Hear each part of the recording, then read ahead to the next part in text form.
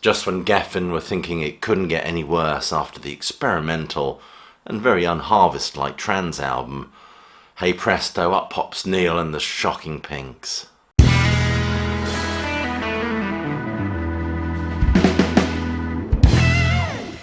Neil Young baffled his audience with this rockabilly album. Mind you, we go back a few years, he followed the sales peak of the hugely successful Harvest album from 1972 with a series of uncommercial and challenging albums. But this album is a blatant act of Geffen baiting self-sabotage. After the success of 1979's Rust Never Sleeps, many feel that Young released a series of beige albums. But Everybody's Rocking is more of a rockabilly parody than an expression of genuine love for that music.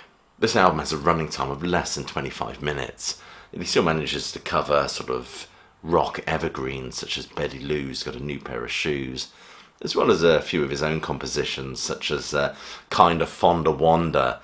Kind of speaks volumes in terms of where his heart and soul was when he produced this album. This album was meant as a bit of a joke, 2 fingers up to the man, but also alienated his core audience. This is the lowest charting album of his since his 1969 debut. There's no doubt the 1980s were a commercially and artistically troubled time for Neil Young. He starts the decade with Hawks and Doves, which is a fairly straight-ahead, country-lined rock album, but he follows that with the brash and often repetitive Reactor with Crazy Horse grinding away. But it's about this time his contract with Reprise finishes and he signs with Geffen. The trance album was an odd one. The synth-driven songs were Young's attempt to communicate or make a connection with his young son Ben, who had been diagnosed with cerebral palsy. However, many found it a tad befuddling, to say the least, including Geffen. The album and the accompanying tour, yes, he actually toured the album, believe it or not, absolutely bombed. His next step was a straightforward country album, but Geffen were getting sick of this genre hopping of his and insisted he made a rock and roll album. Young in turn took those instructions at face value. He told the LA Times in 2011, they told me they wanted me to play rock and roll and told me I didn't sound like Neil Young. I almost vindictively gave Geffen Everybody's Rocking. All my music comes from all music. I'm not country, I'm not rock and roll, I'm just me, and all those things are what I like. Rather than a genuine exploration of rockabilly, which I love by the way.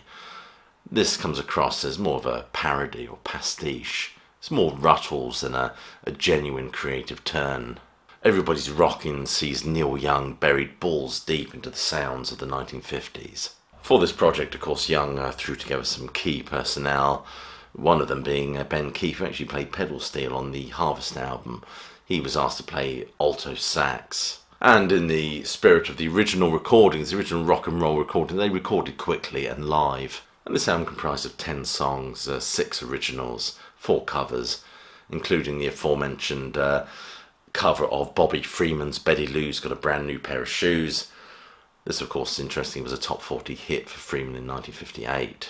And they remain fairly truthful to the original, with a few Youngisms thrown in. Slim Harpo's Raining in My Heart is next in the pecking order, with its signature blues getting ladled with 50s pop rock affectations, including some very cheesy Zappa-esque backing vocals and Fats Domino-style piano. Paola Blues, of course, is an original composition aimed at the record company. I mean, the backing vocals of Kasha Wada Wada kind of leaves Young venting his spleen, but also a clear indication of what he was thinking at the time. This is not just classic rock and roll. This is a platform from which he prominently raises a middle finger to the music industry. Wandering dates back to 1970 with its doo-wop style backing vocals, steered clear of its original country feel to a more rockabilly pastiche, as I've already said. And Kinda Fonda Wanda, co-written bassist Tim Drummond, is another straight-ahead blues rocker. This is kind of like a rock and roll jigsaw. If all the pieces assembled correctly, gives us the picture, but it kind of lacks any real soul.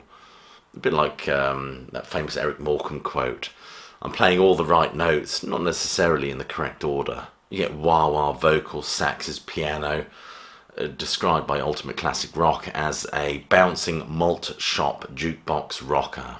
We also get the Junior Parker number Mystery Train, which was originally recorded for Sun Records in 1953, covered by everybody from the Paul Butterfield Blues Band, UFO, even the king of rock and roll himself, Elvis Presley.